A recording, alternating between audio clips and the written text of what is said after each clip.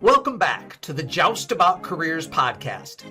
I'm your host, Brian Bratt, and this week's guest is 2020 Van Buren graduate Alyssa Stewart, who is a certified athletic trainer at Tiffin University. In this episode, Alyssa shares how her love of sports led her to become an athletic trainer instead of a physical therapist, how CCP classes affected her college academics and athletics, the wide variety of places where an athletic trainer can work, and much more. Whether you are interested in a career as an athletic trainer or are still exploring your options, I hope that what Alyssa shares today will help all of you make better career decisions and have fulfilling career journeys. Enjoy the show.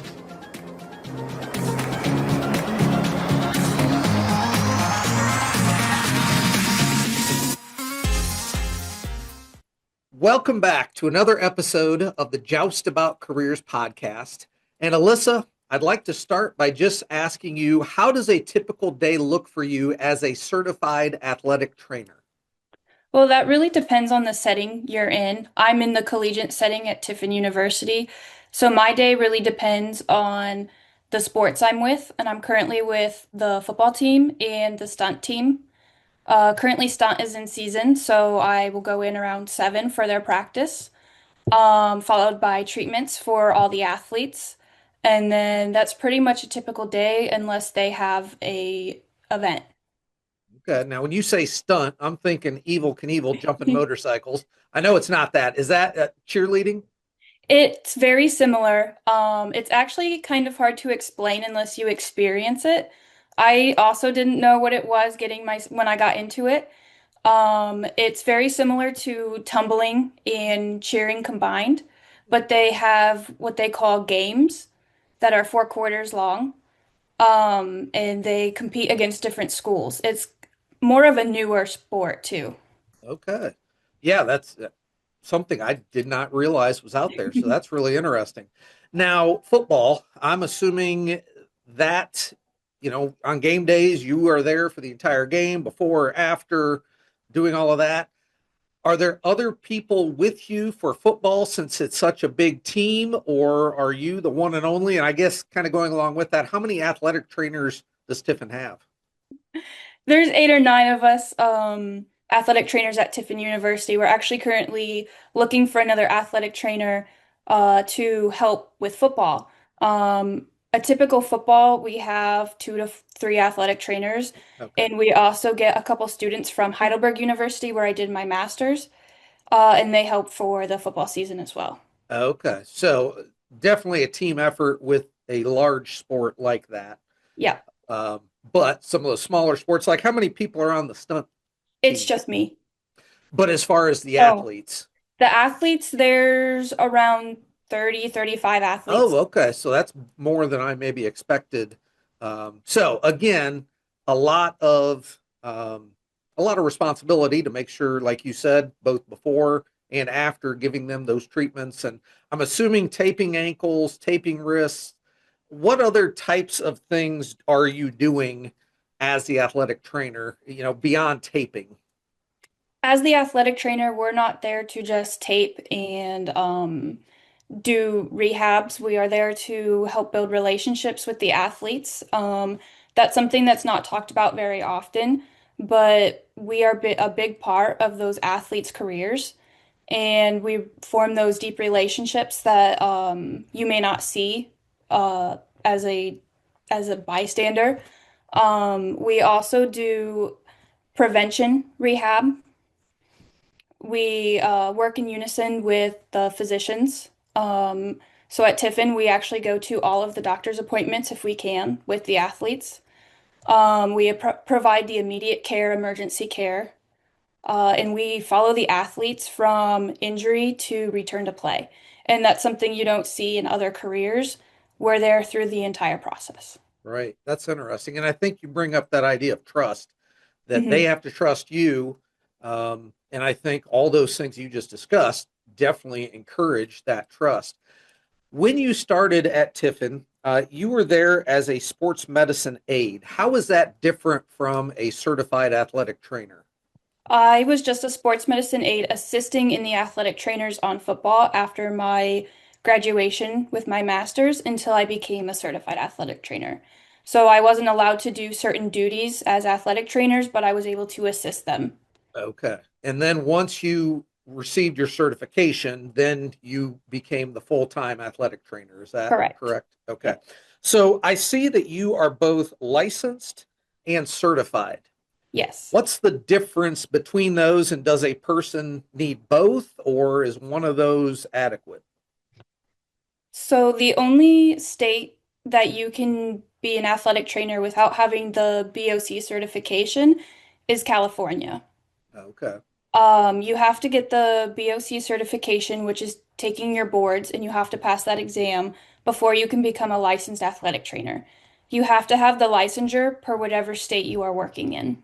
Okay. The Okay. BOC is a national thing, so everyone takes that exam and has that same certification, but the licensure depends on the state you're in. Okay. So that certification, you could go work in another state, but you'd probably then have to be licensed in that state as well. Correct. Okay. Okay. Perfect. So there's yeah, a lot of details with this.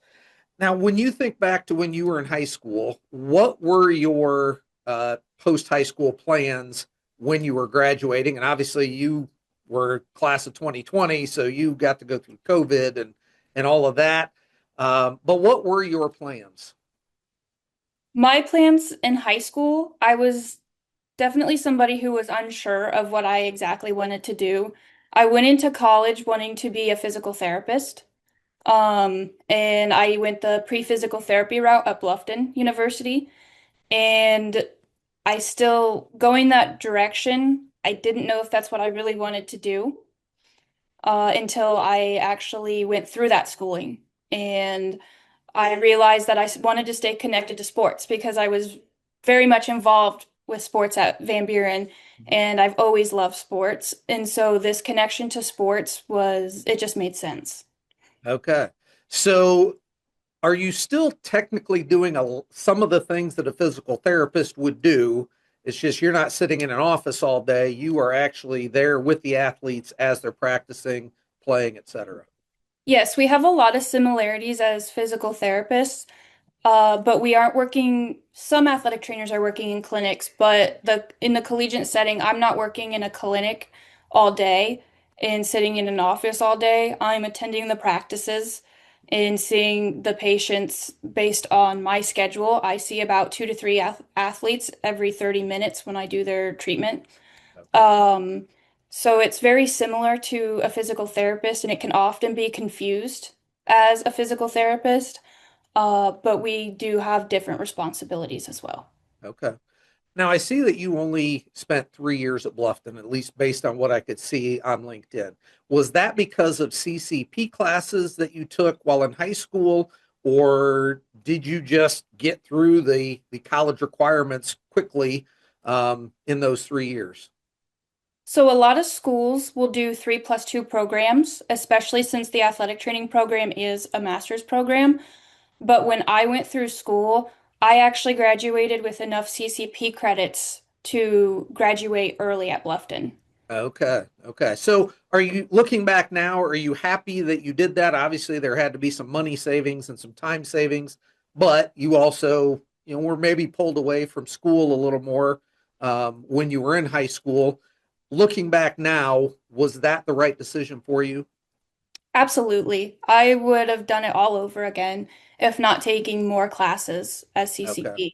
It definitely helped me for my future. The only thing I would say that I didn't realize how difficult it would be is giving up my 4th year of college athletics. Mhm. But it was definitely the right move in my decision. Okay. So I'd like you to talk a little bit more about that as far as why.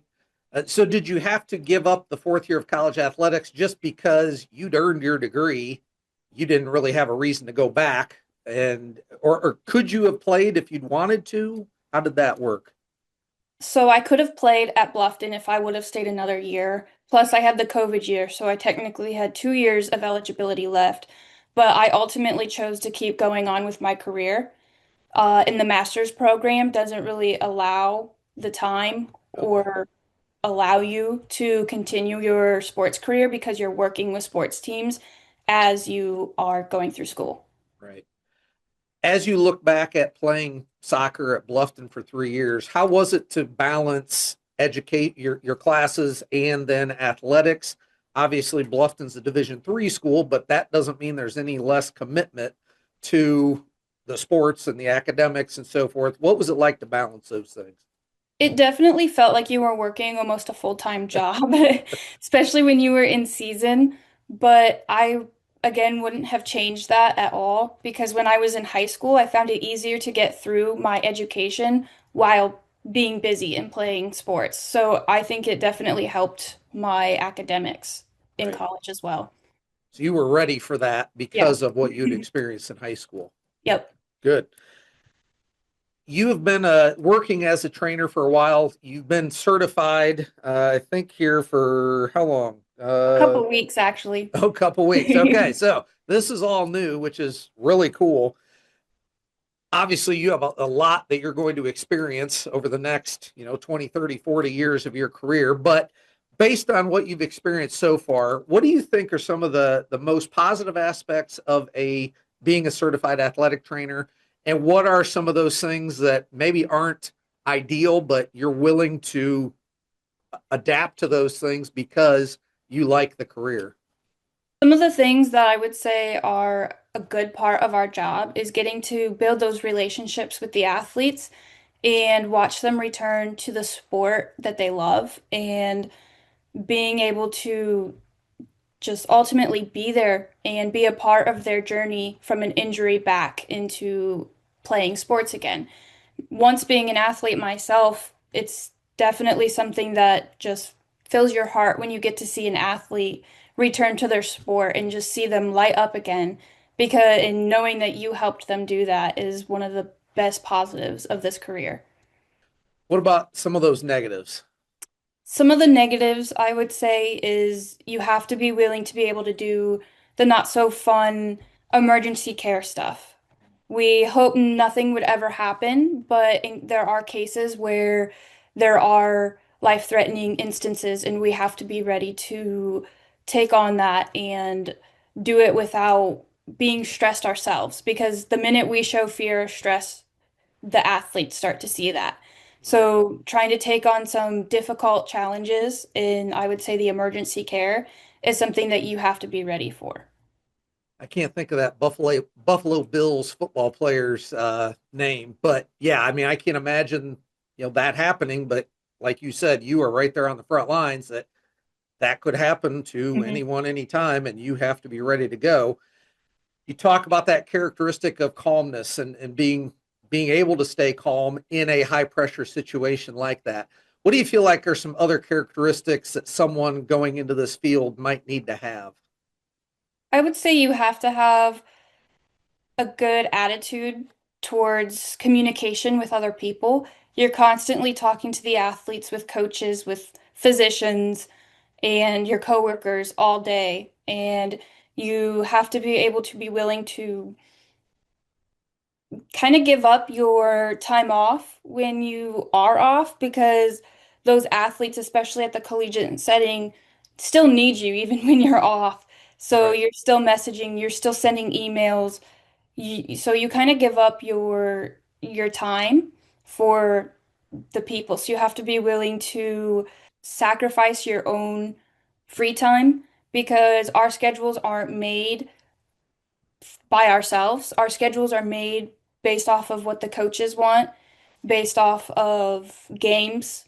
It's we don't choose our schedules, other people choose our schedules. So that's something you also have to be aware of.